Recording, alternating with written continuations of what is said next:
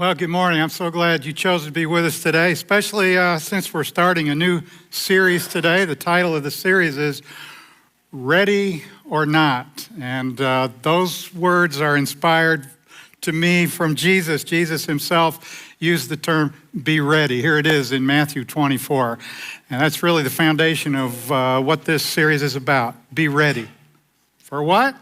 Well, he goes on to say, for the Son of Man is coming at an hour you do not expect. Now, Son of Man is a title for Jesus. You know, we're often hearing referred to, obviously, as the Son of God, but this is another title for Jesus, the Son of Man. He's referring to himself. And he's coming at an hour you do not expect. He's referring to a specific event that we often refer to as the rapture. So what he's saying is, stay ready for the rapture. Now, the rapture is an event that's going to occur in the future. We don't know when it will be, but it's going to happen, where Jesus will leave heaven, descend down toward the earth, down into the clouds, and we will go up to meet him in the air. When I say we, I'm talking about those that have believed in him for everlasting life. We will go up and meet him in the air, and it could happen at any time, and he's saying, be ready for the rapture. And then to impress that upon us, and to help us to get ready and to motivate us to stay ready for the rapture, he tells three stories. As soon as he says this, he tells three stories. Here are the three stories. The story of the good and evil servant. Next, the wise and foolish virgins. And third, the three servants. Matthew 24 into Matthew 25. And these are the three stories that we're going to be looking at for these 3 weeks, starting today with the good and evil servant, Matthew 24, 45 through 51. Now, here's how I want to approach this. Very simple. First, I want to tell the story, as Jesus told it, and then I want us to think about what the story represents in relation to you and me. So, here's how the story begins.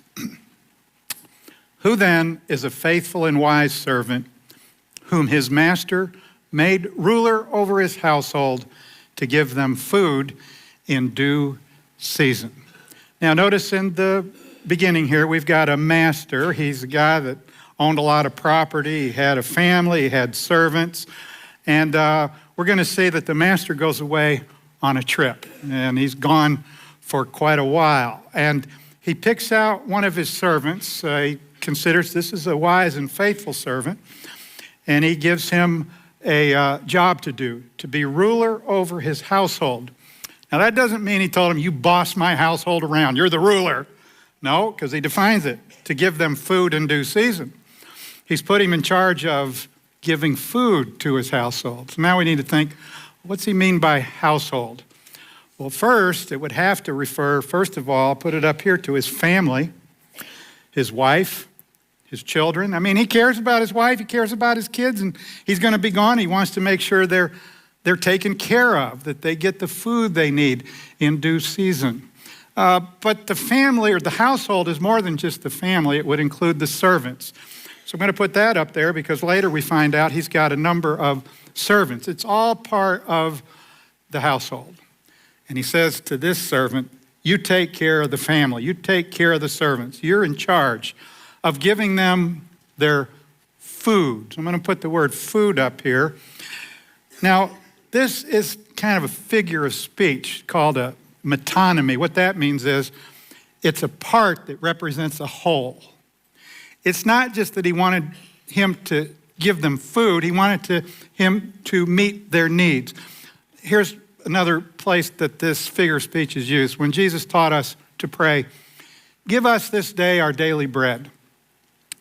Well, Jesus didn't mean just to pray for bread and that's it. It's a reminder to pray for your needs, whatever your needs are, starting with bread, but it could be any need. And what he's saying here is, I want you to meet the needs of my household, starting with food, but it's more than food. For example, if they need clothing, make sure they have the clothing that they need.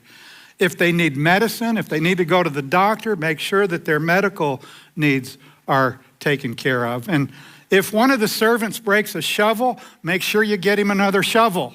so that he can keep working. I mean, you go on and on with all the lists of what the needs might be that the household has while the master is gone. All right, so the day is coming when the master is going to return. I think that's what's next. Behold, that blessed is that servant whom his master, when he comes, will find so doing. So after he's been gone a while, the master comes back. And let's put that up here. The master returns. And when he comes, he finds the servant doing what he told him to do and what the servant agreed to do. And so it says at the top, that servant is blessed because the master found him doing what he was supposed to do while he was gone. Now, the word blessed could be translated happy. He's happy. Can you imagine? Of course he's happy. I've been doing what he told me to do, and he found me doing it when he came, and he's happy, and I'm happy. And you know what the master does? We'll read next. Assuredly, I say to you that he will make him ruler over all his goods. This was kind of like a test. Let me see how you do while I'm gone in taking care of the needs of my family.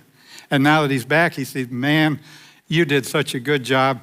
I'm going to make you ruler over all my goods. Apparently, this master was a rich guy, had lots of property and lots of possessions.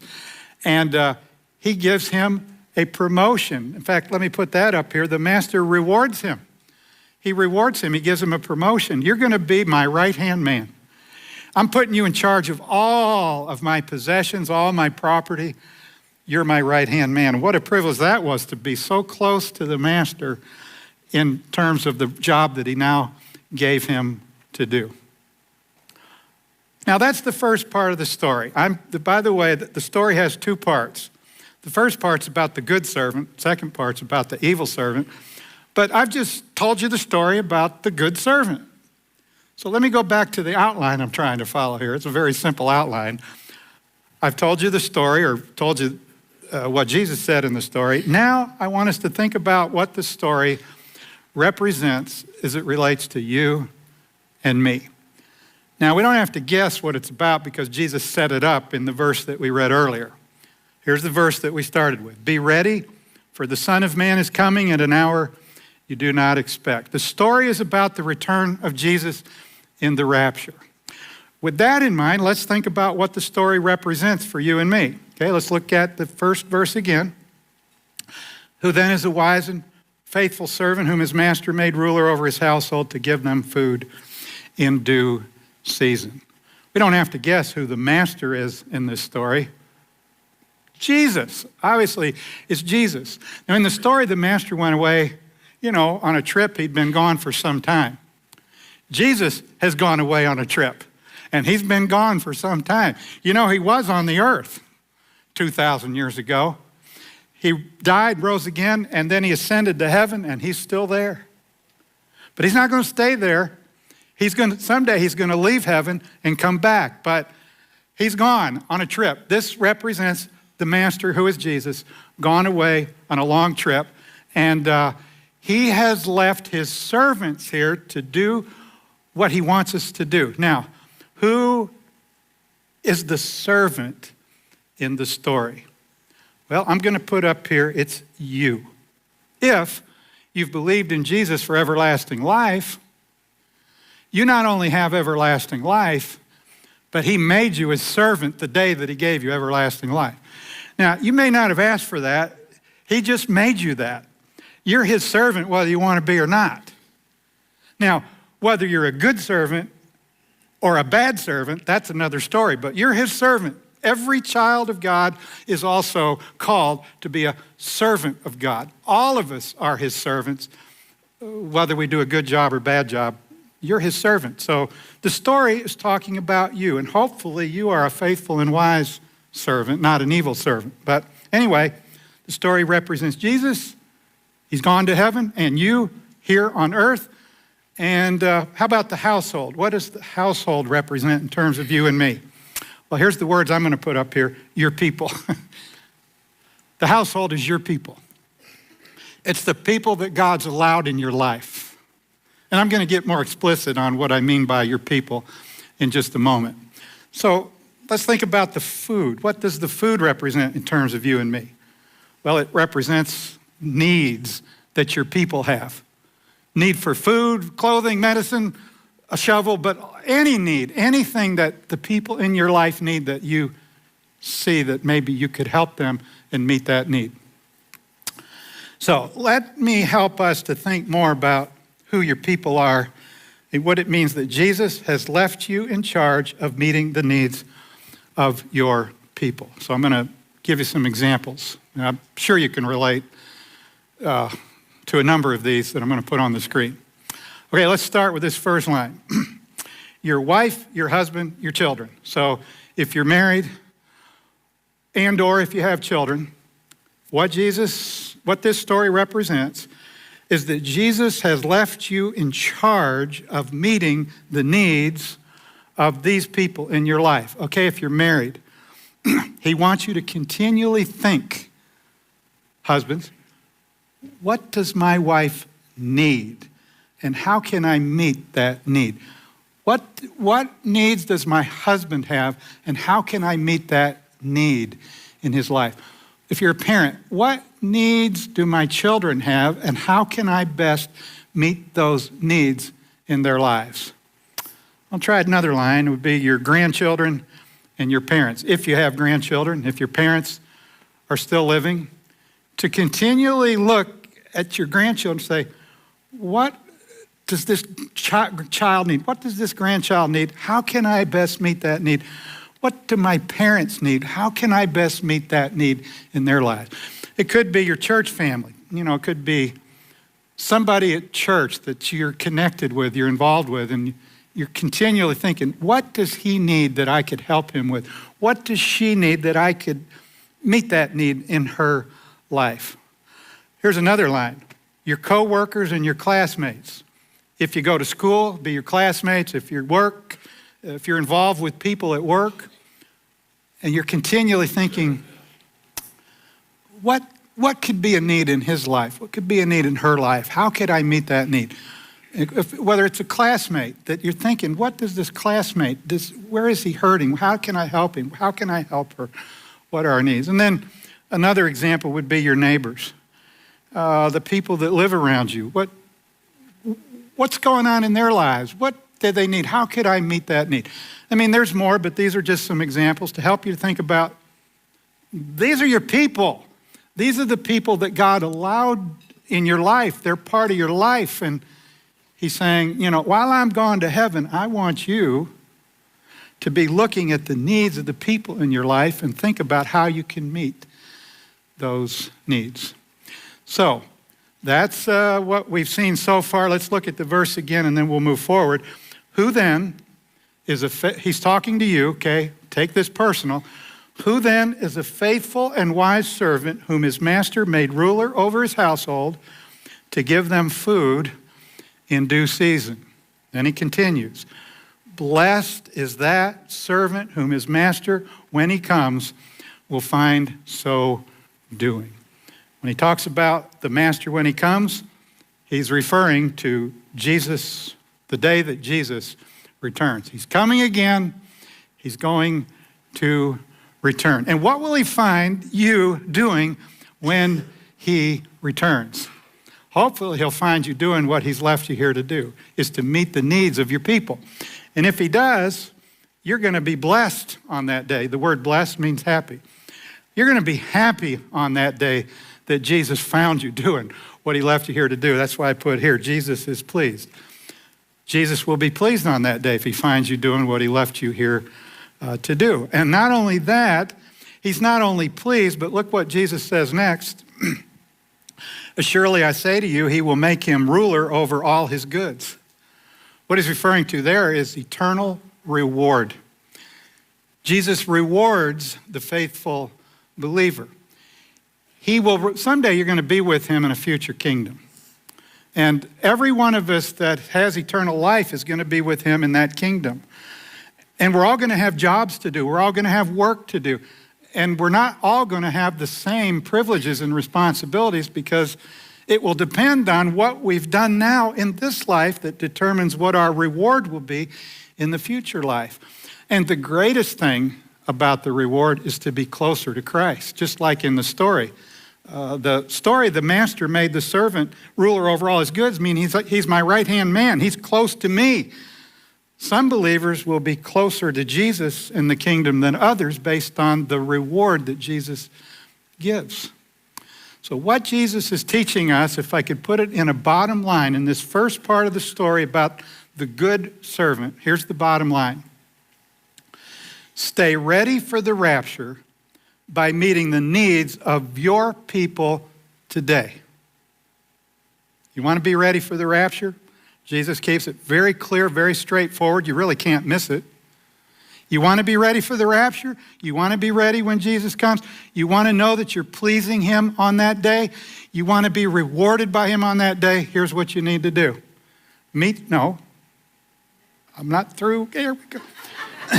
Meet the needs of your people today. And that's what Jesus is saying in this story, is a way to be and to stay ready for the rapture. Okay, guys, put the next one up. Give them food in due season. Now, I put that line up here to introduce a little story I want to tell you related to the big story that we're looking at. It was about 2 years ago. I was teaching this parable to my men's Bible study that I teach on Wednesday mornings. So it was a Tuesday night, and I was studying the parable. It was about 9 o'clock at night, and I was thinking about that line right there, give them food in due season, and what it means and what it represents. And while I was studying, Sherry made a comment. She opened the refrigerator, and she looked in the refrigerator, and she said this, we're out of eggs. Okay, there's a story behind that. Because for many years now, every morning I fix eggs for Sherry and me.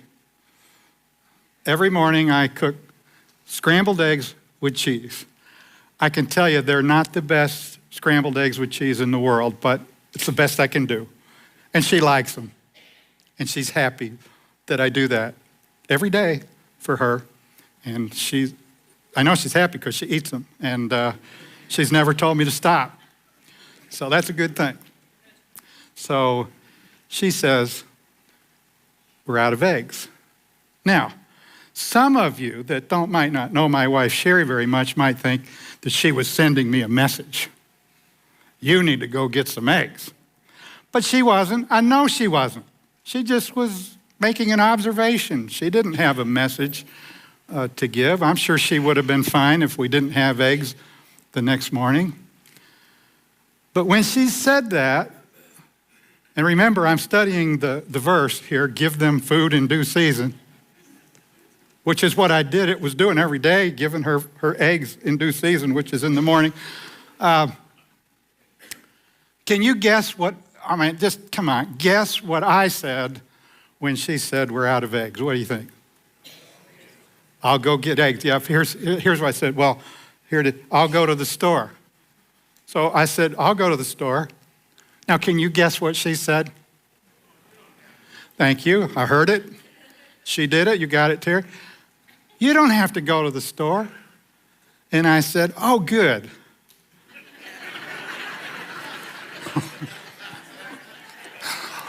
No, I didn't say that. I didn't say that. Here's what I said. I want to go to the store. And God's my witness. I meant it. I wasn't just trying to, say something I didn't mean. I meant it. I wanted to go to the store. Now, those of you that know what I was doing in that moment, I was studying that line right there.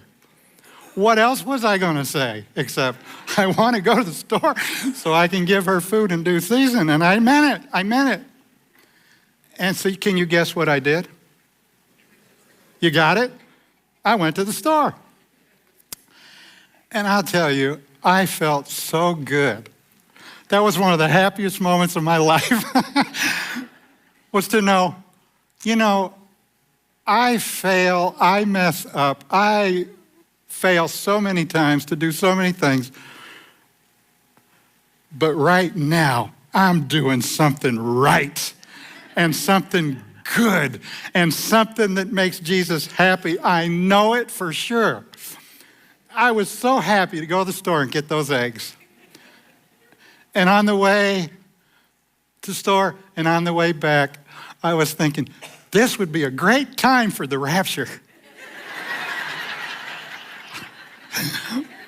Come real quickly, Lord Jesus, find me doing this. Come and find me doing this because I'm doing something right. It was awesome. It was an awesome moment. I just felt so good about it, and I'm still talking about it today. Now, here's the bottom line of what I was trying to do. Here it is. We saw it earlier. Stay ready for the rapture by meeting the needs of your people today.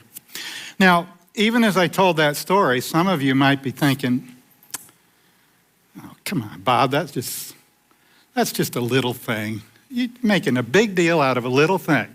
You make yourself be some kind of hero because you went to the store and got some eggs. Let me tell you something. You may think it's a little thing, but Jesus doesn't agree with you. Jesus said that's a big thing. That's an important thing. Let me tell you something. I think, based on the story that we're looking at, that that's what getting ready for the rapture is all about, is doing, listen, lots of little things every day to meet the needs of the people in your life. Some of us think that, getting ready for the rapture has to do with doing these big things like going on a mission trip to Africa or Eastern Europe. And if you've been or if you're going to go to Africa or Eastern Europe, God bless you. That's a great thing. But the guts, the foundation of getting ready for the rapture is the little things that you do every day to meet the needs of your people, the people in your life. And that's what the story is about. Stay ready for the rapture by meeting the needs of your people today. And this is something everybody in this room can do. Everybody can do this. Everybody can be thinking about the needs of your people and asking God to help you to stay alert and awake to the needs and then to meet those needs. One little step at a time to stay ready for the rapture. All right, here's our outline this morning. The story, I've told the first part of the story and what the story represents. Now I want to go on to where Jesus gives the second part of the story because there's two parts. We've looked at the good servant. Now we're going to look at what he says about the evil servant. And here's how it starts. But if that evil servant says in his heart, my master is delaying his coming. Now what I want you to notice is the word that. That evil servant. He's talking about the same servant. As strange as that may sound, but here's what he's doing. This servant has the potential to be good or evil. It's that servant. He has the potential to be a good servant or an evil servant. And that servant says in his heart, he's the same servant, had the potential to be good, but he says in his heart, my master's delaying his coming. He's been gone a long time. He's not coming back soon. And what happens in his life in the story is because he thinks that the master's not coming soon, he's tempted, and he does what we read next. He begins to beat his fellow servants and to eat and drink with the drunkards. My master's not coming back, and treat those servants any way I want. And so he beats them. There's a word I want to put up here. He mistreats them. Now, Jesus is using extreme example here, extreme terminology. I mean, maybe in the story he literally did beat him. He hit him with his fist, he beat him. I don't know. In the story, that's what Jesus said, but I think Jesus has more in mind than just physical beating. He could have beat him with his words. He could have said things to them that were mean and unkind and thoughtless and careless, and he could have beat them with his words in the way that he mistreated them. And the second part, he began to eat and drink with the drunkards. And I'm sure that could happen in the story that the guy was out, eating and drinking, getting drunk with his buddies. And the worst part of it, let me put the word up here, he was neglecting the household. Where is he? Well, he's not home. He's out eating and drinking with the drunkards. Oh, we've got needs here. The kids need this, and his wife needs this, and the servants need this. Where is he to help us? Oh, he's out eating and drinking with the drunkards. He's not taking care of the needs. He's neglecting the needs at home. This isn't good. And sure enough, here's what happens next. The master of that servant will come on a day when he's not looking for him, and an hour that he's not aware of. Uh-oh, this isn't good. The master comes when he's not expecting, and he finds him treating his household in the way that we just read, mistreating them, neglecting them, not taking care of their needs. How's the master feel about this? Well, if you can safely guess, master is not happy. He's upset. And so what does he do? He will cut him in two and appoint him his portion with the hypocrites. Cut him in two? What? Cut him in two? Does that mean he took a sword and went whoosh, and took the top half and put it here and the bottom half over here? Got two parts, cut in two? No. Physically, that's the question. Is he cut him in two physically? I know that's not true because the guy's still living as the story goes on. If he cut him in two literally, he would have been dead. Well, in what way could he cut him in two if it's not physically? Well, the answer is, I'll put it up here, with words, because words cut. Words cut. Master comes home, finds him treating his household like this, and he had words for this servant. And I know one of the words was evil. You evil servant. I know that because that's the word Jesus used. Another word would be hypocrite. You hypocrite. You're an evil hypocrite. I'm telling you, in the story, when the servant heard that hurt to hear that from the master. Let's think about that last part. Appoint him his portion with the hypocrites. What's a hypocrite? Hypocrite is somebody that says one thing and does another. This servant was a hypocrite. I'm sure that when the master gave him the job, before he left, said, I want you to be over my household to give them their food in due season. I'm sure that servant said, oh, thank you. You can count on me. I'm going to be good at it. I'm going to take care of your household. You go ahead on your trip. Don't worry about a thing. I'm going to do what you want me to do. I'm going to take care of your family. I'm going to take care of the servants. I'm going to make sure that their needs are met. You don't have to worry about a thing. That's what he said with his words. But he did another thing with his actions. He's a hypocrite. And because he's a hypocrite, he says, I'm going to give you the portion of the hypocrites that goes with the hypocrites. What he's saying in essence is, let me put it up here, I'm not going to reward you, obviously. The good servant got rewarded with a promotion. The evil servant, there's no reward for behaving like that. There's no reward for living selfishly and mistreating and neglecting the needs of your household. So your portion in my household is not a high position, it's a low position. You have a portion with the hypocrites. And you could expect that here's how he responds. Here's how the servant responds to what the master tells him. There shall be weeping and gnashing of teeth. Yeah, of course. Can you imagine the master coming back and telling him what we just read? I'm sure he wept thinking, oh, I feel so bad that I've let down the master. I feel so bad about the way I've selfishly lived. I feel so bad about what he just said to me, and he's gnashing his teeth with regret. That's what gnashing of teeth pictures is, regret. Oh, I just wish I could go back and relive that, but it's too late, and I've messed up, and I've wasted all that opportunity. That's gnashing of teeth. All right, so going back to our outline, the story. I finished the story. I finished the second part about the evil servant. Now, I want us to think about what the story represents as it relates to you and me, potentially. I hope it doesn't relate to you and me, but it could. You could be the evil servant. I could be the evil servant that Jesus is talking about in the story. So let's look at the story again in that light.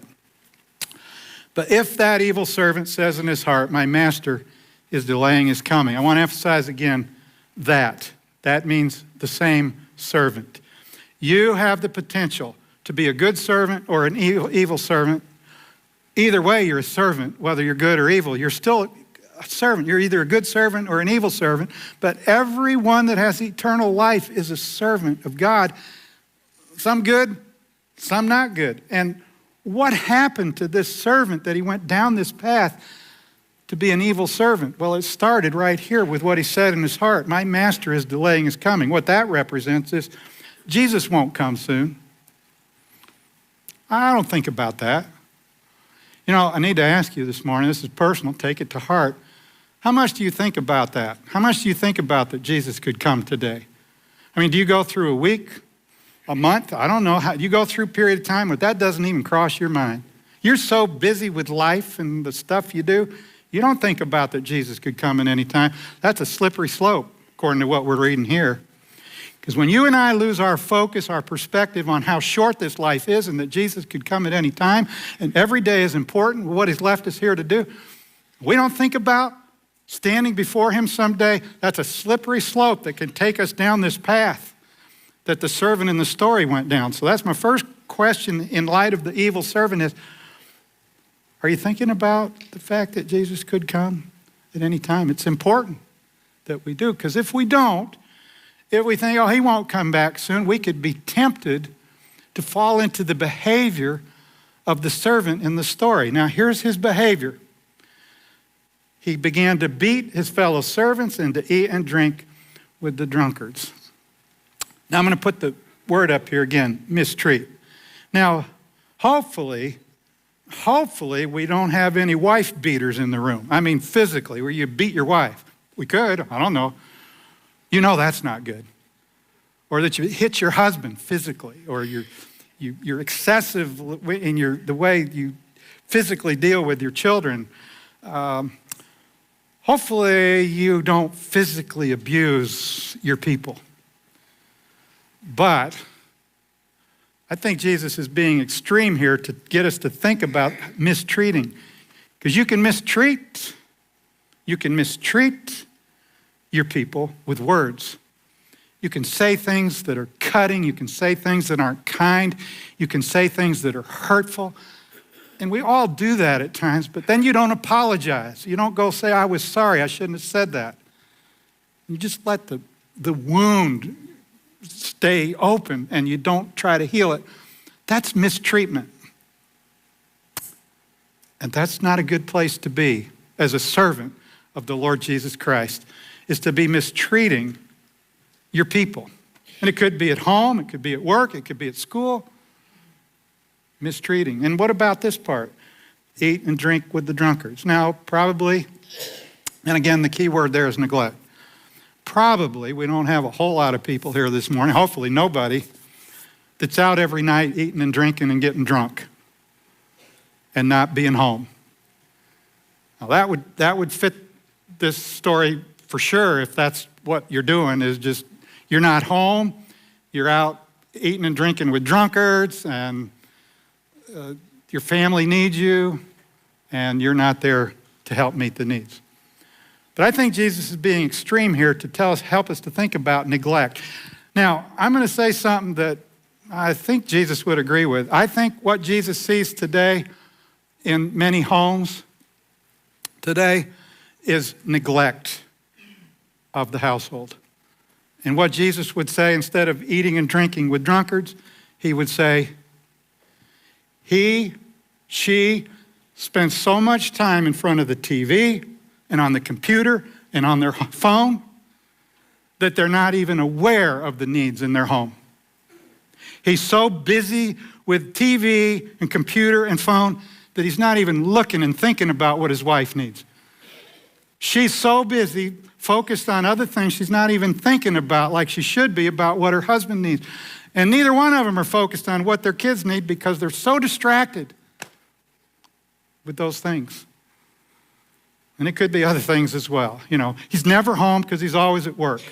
He doesn't focus on what the needs are in the home. And I'm just talking about the family, but this could go on at work as well. Just so focused on who you are and what you're trying to do and not thinking about the coworkers or thinking about the classmates, the people that you're around and thinking, where's he hurting? Where's she hurting? What could I do to help? What could I do to meet that need? It could be just a whole mindset that says I'm so self-centered that I'm neglecting the needs of my people, the people in my life. But someday Jesus is coming. And if he finds that when he returns, what's going to happen? Well, let's keep reading. The master of that servant will come on a day when he's not looking for him and at an hour that he's not aware of. Jesus is talking about the rapture. He's also talking about the judgment seat, because sometime after the rapture, there's going to be an event called the judgment seat of Christ, where every believer will stand before Christ and give an account of what we've done as servants. Now, this has nothing to do with your salvation. If you're saved, you're going to be with him forever in his kingdom. This has to do with how you've served him, not whether or not you're saved, but how have you served him? You give an account. And if the account is that you have mistreated your people or neglected your people, what will Jesus do on that day? Well, here's what we learn. He'll cut you in two, and he'll appoint you, your portion, with the hypocrites. Again, cut you in two physically. He's going to cut you in two physically? No, he's not going to cut you in two physically, but he will cut you in two with words. Because he will say to you, I believe, based on this story, you've been an evil servant.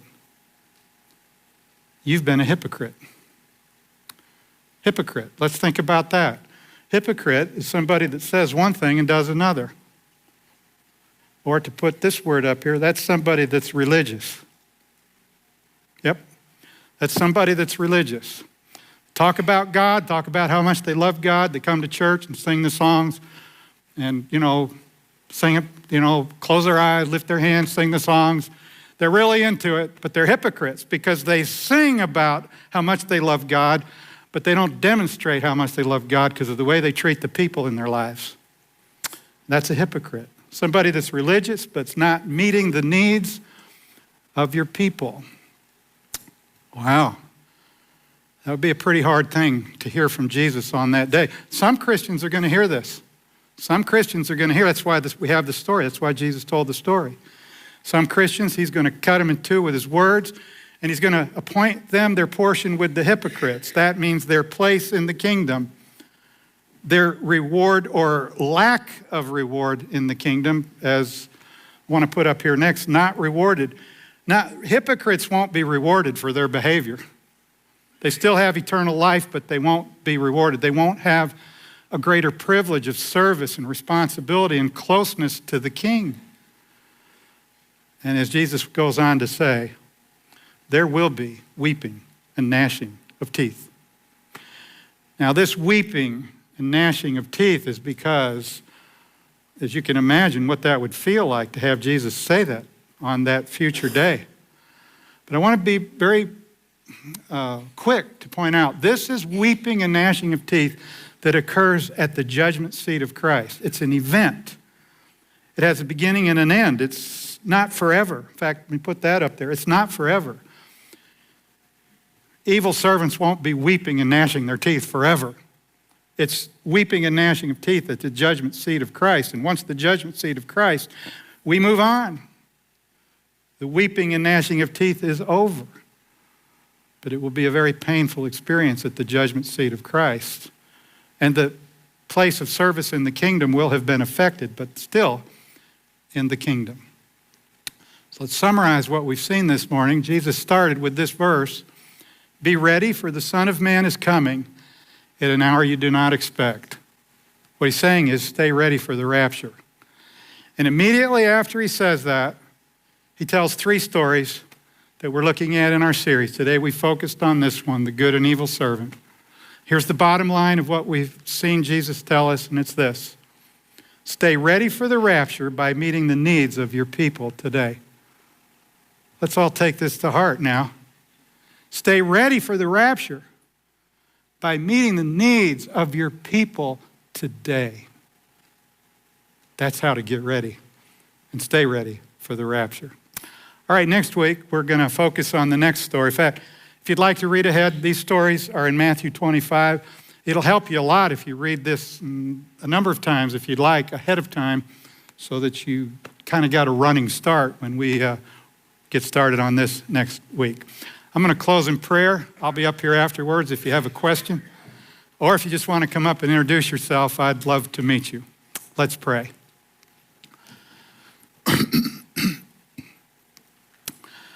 Father, thank you so much for the love of Jesus, that he would tell us a story like this to help us and motivate us to stay ready for the day of his return. I pray, Father, that you'd give us a greater sensitivity to the people in our lives, starting in our homes. Give us a heart to want to meet needs every day of the people in our lives as you bring these needs to our attention. And give us the grace to step forward and meet those needs with the love of Christ. Help us, Father, to stay alert and awake to the reality that Jesus could come at any time. And for the difference that will make, we'll give you praise and we'll give you thanks. Amen. Okay, thanks for coming. Hope to see you next week.